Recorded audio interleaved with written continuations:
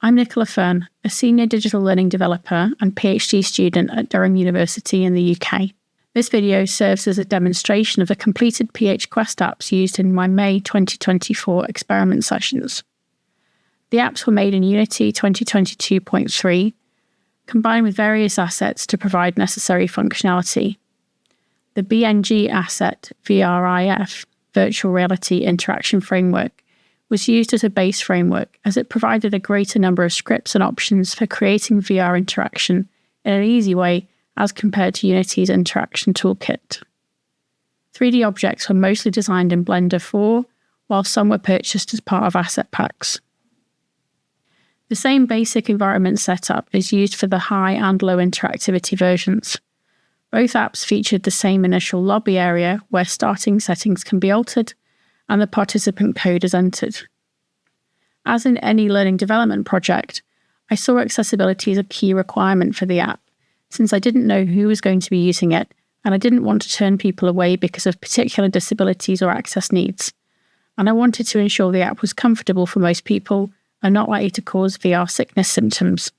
As such, I used some techniques to maximize accessibility, including considering adjustability of the audio, and my choice of movement mechanics and environmental colours. The environment includes the desk area, some common equipment and features, plus environmental audio such as interaction sounds, background audio, and narrative audio. Different types of audio can be adjusted individually. The colours of objects were chosen to be high contrast against backgrounds, and in the high interaction version, an outline shader was used to apply a black outline so that lighter coloured objects could be seen easily against the background dome. All environmental objects that can or would make noise have specific sound effects, and interactable objects also have haptic feedback when a user grabs them.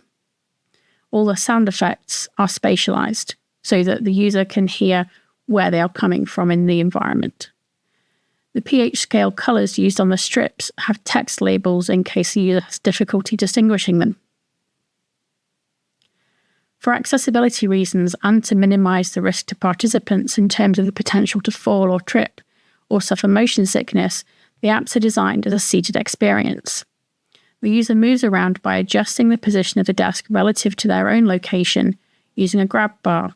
This is sometimes described as world pulling, and I first saw it used as a technique in another game called Lost Recipes. Both apps feature a similar story setup, a lab environment where the AI assistant explains the task and what will happen. The material covered is the same, just with slightly different context explanations and activities. The same multiple choice questions are included in both versions.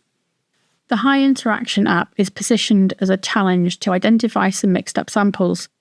The player is a new lab assistant, and the AI character walks them through different pH testing techniques to help identify the samples. In this version, the player gets to handle all the relevant objects and complete the testing activities themselves. It includes basic testing using pH test strips for basic categorization, using a digital pH meter, and labeling the sorted samples, plus a small neutralization activity. The basic and digital meter testing activities include multiple attempts. Typically, the high interaction version lasts up to 20 minutes.